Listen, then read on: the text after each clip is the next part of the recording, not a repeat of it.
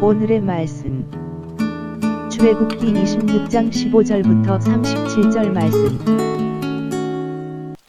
하나님 아버지, 수요일 아침 이 시간도 주님의 은혜를 향함으로 주님 앞에 나갑니다.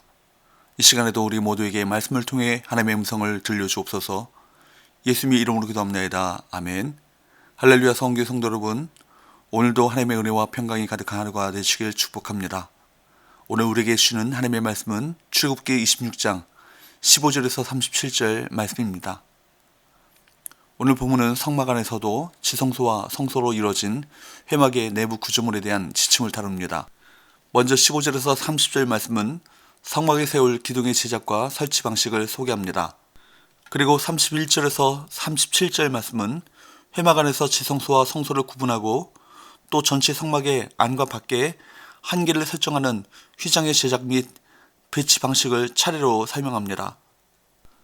지난 시간에 살펴본 1절에서 14절까지의 본문을 포함해서 오늘 본문에 언급된 성막은 거의 대부분 지성소와 성소로 이루어진 회막을 가리킵니다. 그러나 성경에 그러한 구별 없이 성막이라는 단어를 주로 사용하고 있기 때문에 특별한 경우를 제외하고는 성막이라는 용어를 사용하겠습니다.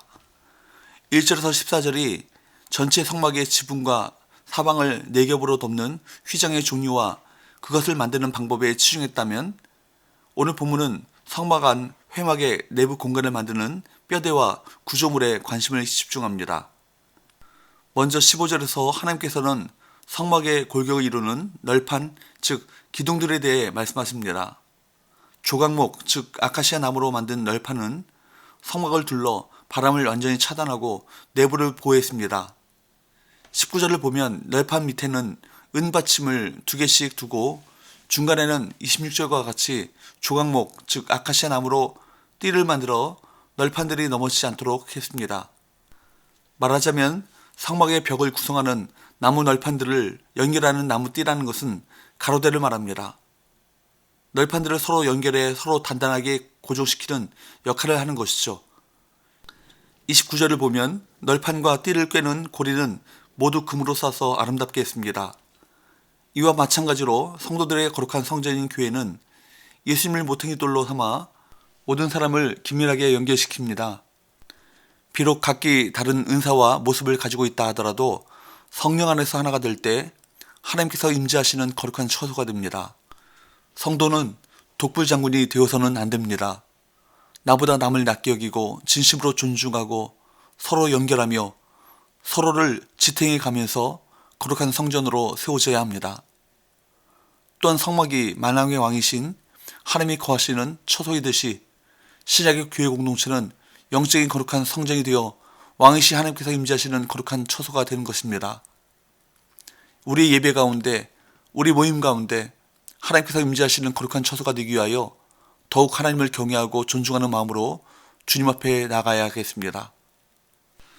31절을 보면 지성소와 성소 사이에는 청색, 자색, 홍색 실과 가늘게 꼰 배실로 짠 아름다운 색상의 휘장이 있습니다. 그 휘장에는 그룹들, 즉 천사들을 수놓았습니다. 이 휘장은 제사장이 나갈 수 있는 한계선을 표시합니다. 제사장은 휘장으로 갈아먹고 있는 곳까지만 갈 수 있는 것입니다. 휘장 안은 대제사장만 1년에 한 차례 대속죄일 때만 들어갈 수 있었습니다. 34절을 보면 하나님께서는 지성소 휘장 안에 있는 증거궤 위에 속죄소를 두라고 명하시고 35절을 보면 그 휘장 바깥에는 진설병이 놓인 상과 등잔대를 서로 마주하게 놓도록 말씀하셨습니다. 그리고 36절, 37절을 보면 성막 동쪽에는 지성소와 성소 사이의 휘장과 동일한 재료를 사용하여 만든 휘장을 늘어뜨려 회막 안팎으로 출입하는 문으로 삼으라고 말씀하십니다. 또 하나의 휘장인 성막의 바깥문으로 사용되었던 36절, 37절에 나오는 이 휘장은 일반 백성과 제사장을 구분하는 역할을 했습니다. 제사장들만이 이 휘장을 통해 성소로 들어가고 일반 백성은 이 휘장을 통과할 수 없었습니다. 따라서 휘장은 완전한 속죄를 위해서는 성막의 그림자가 예시하는 실체인 메시아가 오시어 속죄의 완성을 이루어야 한다라는 사실을 교훈합니다. 그러므로 성도는 그리스도 안에서 구원이 완성되어 그 은혜를 누릴 수 있음을 하나님께 항상 감사해야 합니다.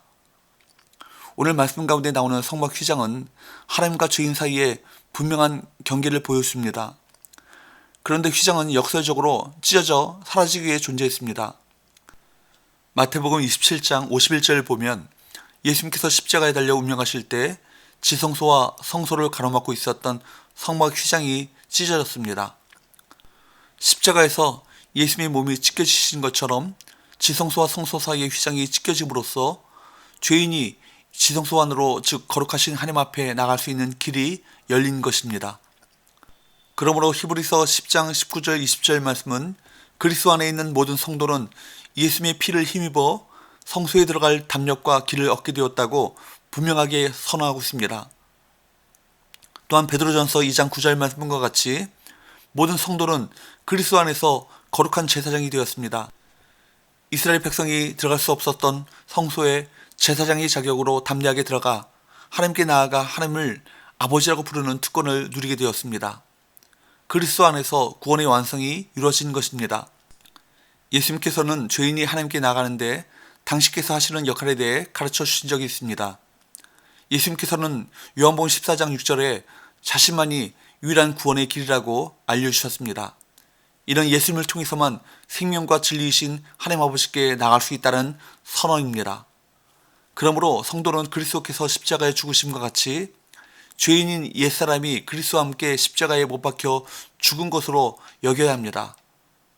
또 그리스도와 함께 새 사람으로 부활함으로 풍성한 구원의 은혜를 누려야 합니다.